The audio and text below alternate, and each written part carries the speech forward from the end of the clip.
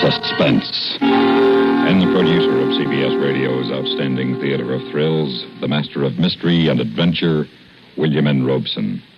This by way of explanation. To the dramatist, where there is conflict, there is a play.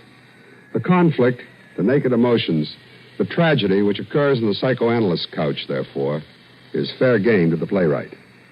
But there cannot be a play without a protagonist and an antagonist.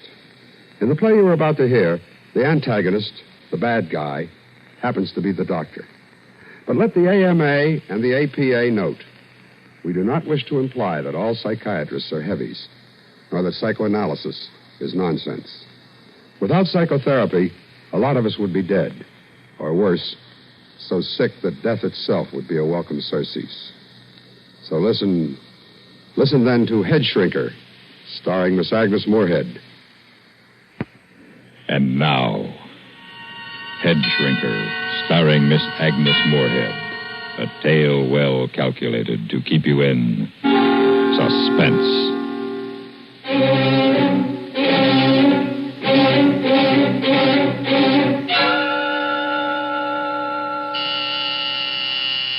The doctor will see you now, Mrs. Ellender. Oh, thank you.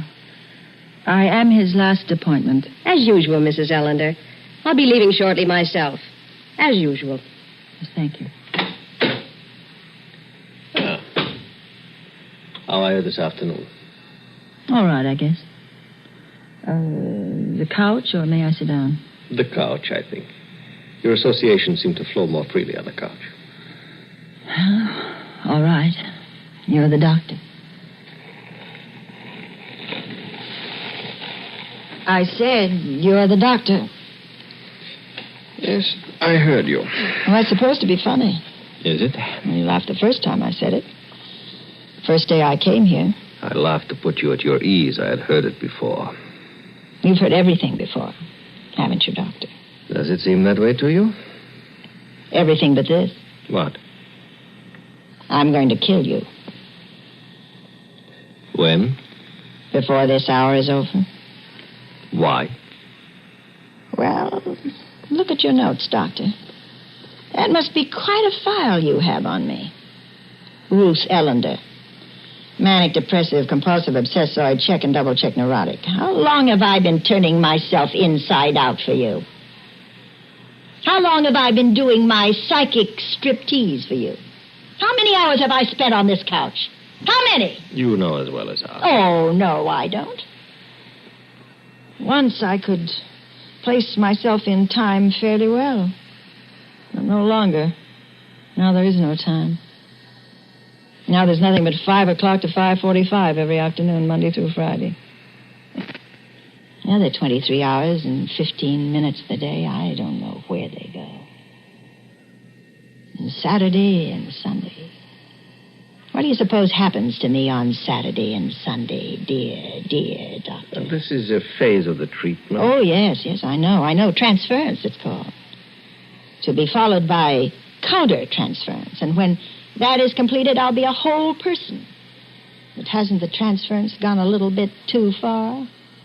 I don't know any place where Freud suggests the weekend is a particularly effective time for transference.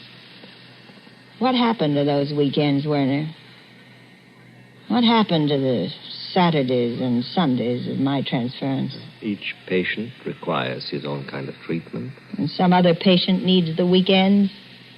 Is she as pretty as I am? As intelligent? As sick? If you're dissatisfied with the progress of your therapy, you are free to quit at any time. Quit? Werner, I can't quit. You know I can't quit. I love you, Werner. Heaven help me. I love you.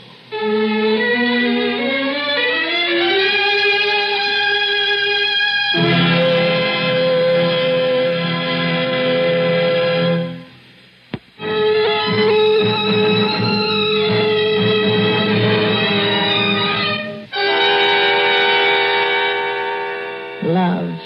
I said I loved you. What is love, Doctor? What is it to you? What is it to me? What is it to me? Always you answer a question with a question. It was a Greek who did that once. Socrates? That's right. You're a lot like him, Doctor. You know what happened to him and why. Aren't you projecting? Projecting? I gave up little boys when I stopped being a little girl. You were speaking of love. I was a little girl once. I was Daddy's little girl. I'd run down the walk to meet him in the late afternoons, just screaming, Daddy's home.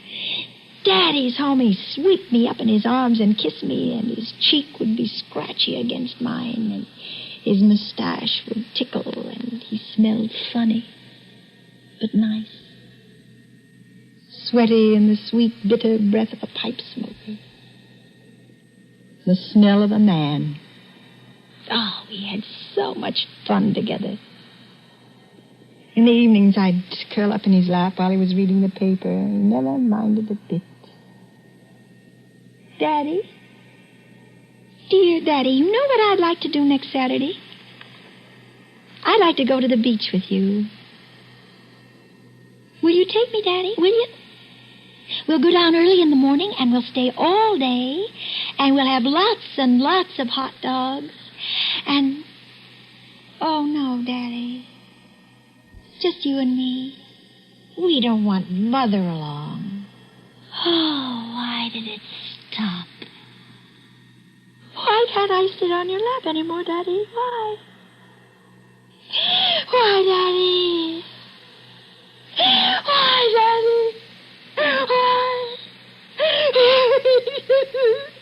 Give you something to quieten you. I don't want any of your shots. I don't need your fancy magic medicine with the unpronounceable name. I want my Daddy. I want it to be like it was before. Before? I want it to be like before I was 11 or 12. Before he changed. He changed suddenly, you know. All at once, he wouldn't let me curl up on his lap anymore. He'd push me away and tell me I was a big girl now. He'd act embarrassed almost as if he were ashamed of me. Probably not ashamed, but certainly embarrassed. You see, you were growing up. Well, I didn't want to grow up. I didn't ask to grow up. I wanted to be Daddy's little girl. That's all I ever wanted. I didn't want all those boys in school. And later, they smelled like milk. Milk that was turning sour. Yet you married one of them? Yes, I married one of them.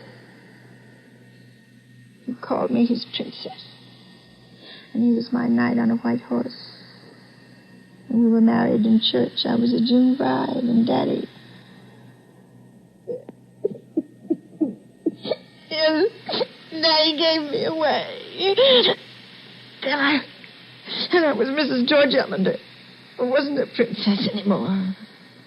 And George wasn't a knight on a white horse.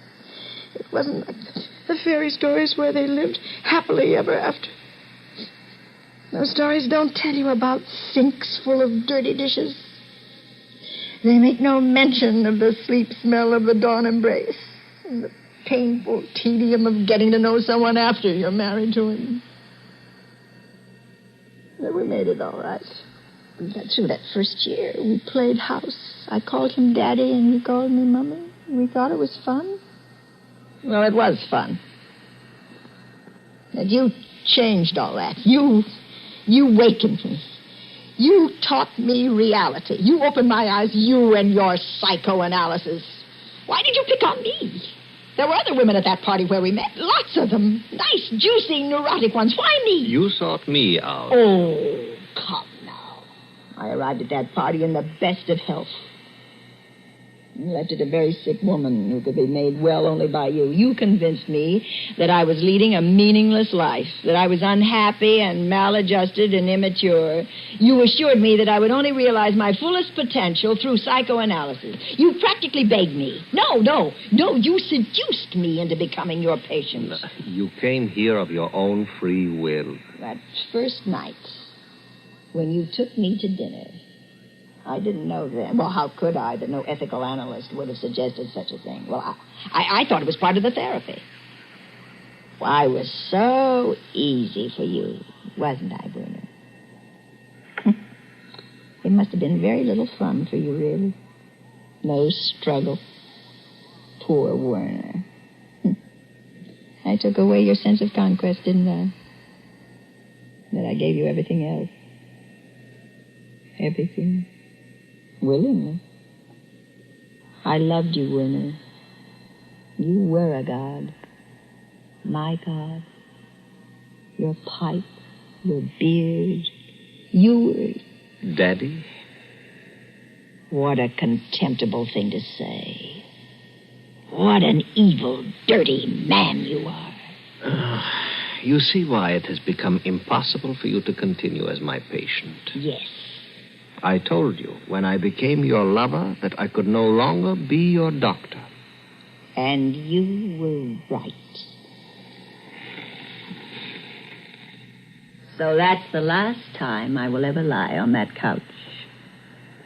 From this moment on, I shall no longer be your patient, and you will no longer be my doctor. That's a very mature decision. Yes. Because now I'm going to kill you.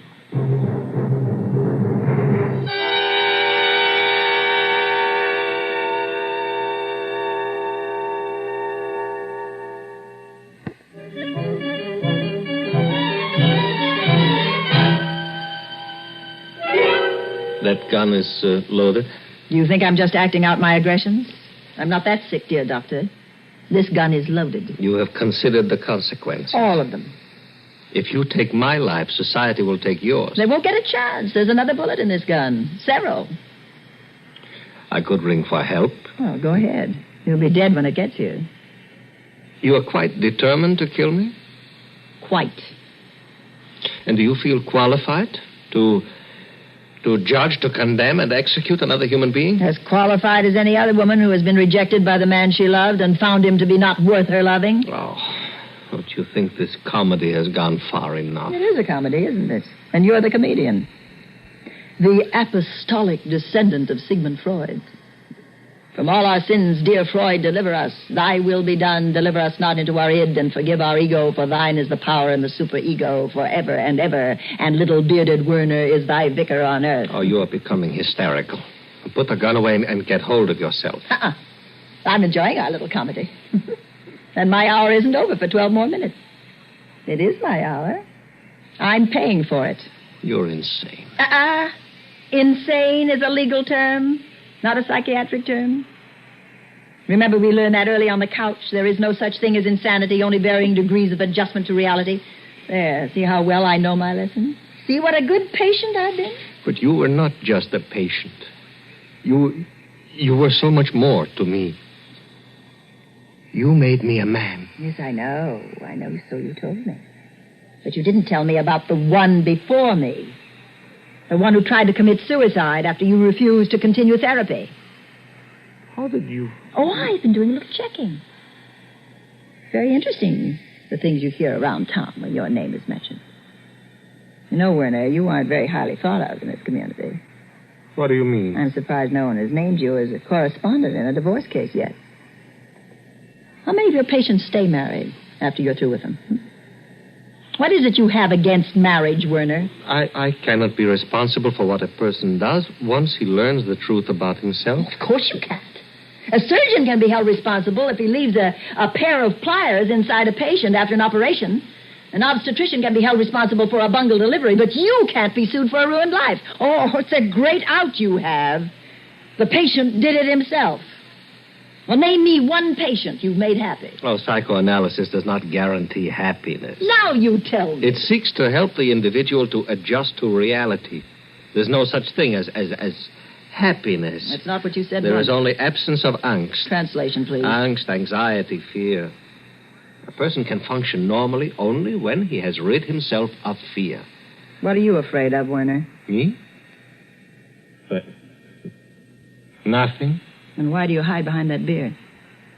Well, Aren't you afraid to look like other men, lest people realize that's all you are, just another man? No, of course not. And why do you use your analyst couch as a Lonely Hearts Club? Can't you meet women any other way? Ruth. Are you afraid to compete with other men in the world of women? Ruth, please don't say things like that. Why? Because they're true? Are you afraid of truth, Werner?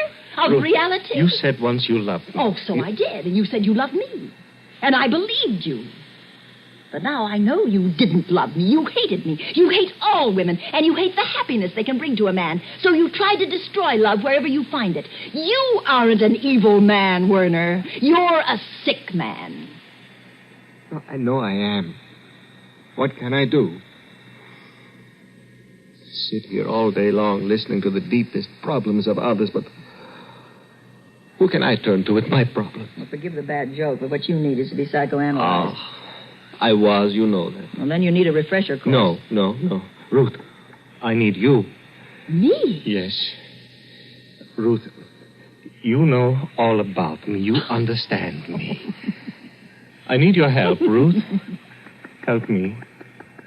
Help me. Oh, no. You must help me, Ruth. Please. You seem to be forgetting that I came here to kill you. No, you didn't mean that, really. You're acting out aggressions, that's true, but you wouldn't go that far. Oh, yes, I would. No. Not when I need you so desperately. You're really afraid, aren't you? Yes. Yes, I'm terrified. Not of dying. Of living? Yes, without you. I know now. I can't go on living without you. And then the biggest help I could be to you would be to kill you. But I couldn't do that now. It would be ungrateful of me. Ungrateful? Yes. You see, Doctor, you've cured me. Of what? Of you. But I need you. Well, that, my dear Werner, is your problem. Well, I see my hour is nearly up. No, you're not leaving me. Yes. No, you can't. Ruth, you can't. Oh, yes, I can. You're no longer my doctor, my father, my lover, or my God. Please. You're just a frightened little man. Please, Ruth. Oh, I might as well leave this gun with you. I'll have no further use for it. Good luck, Werner.